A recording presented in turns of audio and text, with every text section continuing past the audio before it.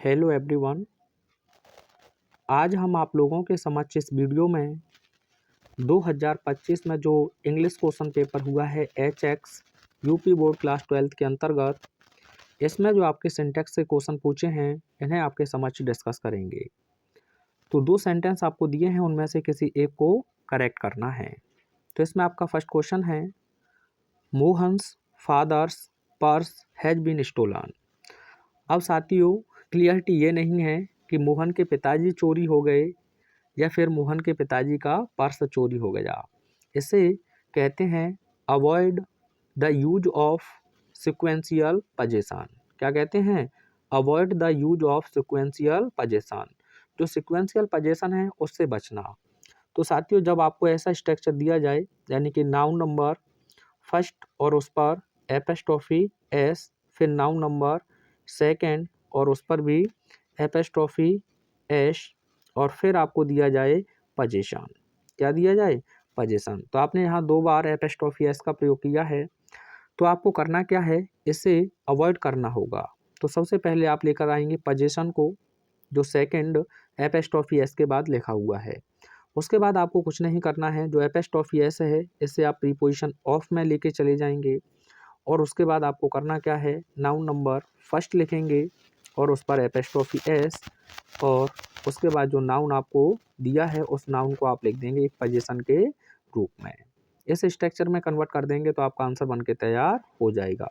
जो आपको apostrophe S दूसरे के बाद में जो पोजीशन दिया उसे सबसे पहले लिखेंगे, एपोस्ट्रोफी एस को ऑफ में बदल देंगे, और नाउन नंबर जो फर्स्ट है उसे और उसकी एपोस्ट्रोफी एस और जो नाउन नंबर सेकंड है उसे आप लिख दोगे।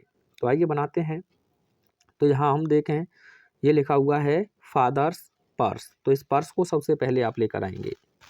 आप चाहें तो आर्टिकल द का भी प्रयोग कर सकते हैं पर्स, और इस एपोस्ट्रोफी एस को लेकर जाएंगे आप ऑफ में। ठीक है, ये आपका काम खत्म हो गया। अब जो कुछ बचा है यहाँ से लिख दो। तो आप लिख देंगे मोहन एपोस्ट्रोफी एस फादर, और पूरा लिख दें हैज बीन स्टोलन। ये बन गया आपका करेक्ट सेंटेंस, यानी कि purse of Mohan's father, Mohan के पिता का पर्स हैज बीन स्टोलन, चोरी हो गया है। ठीक है, अब एक सेंटेंस मैं आपको दे रहा हूँ, आप इसका आंसर मुझे बताओगे कमेंट में। मैंने कहा रवि एपोस्ट्रोफी एस, चलो एक बार फिर से मैं लिख देता हूँ, रवि एपोस्ट्रोफी एस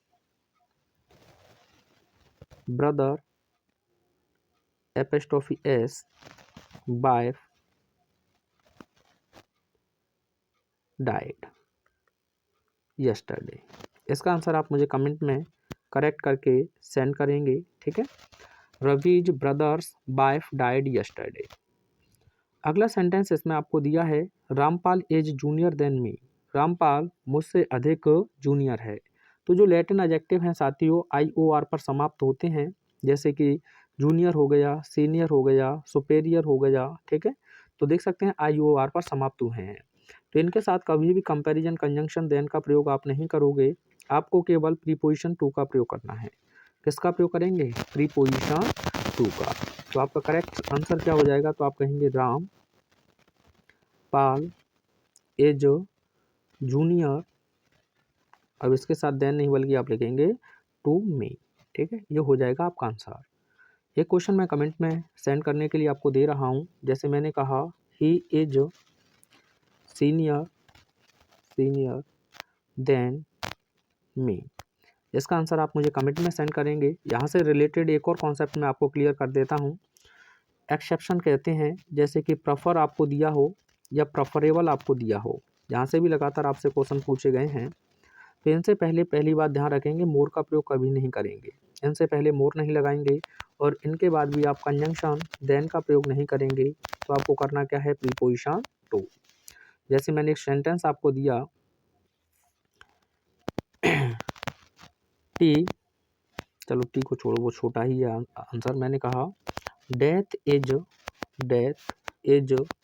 मोर प्रेफरेबल देन डिसऑनर। बताओ क्या गलती है?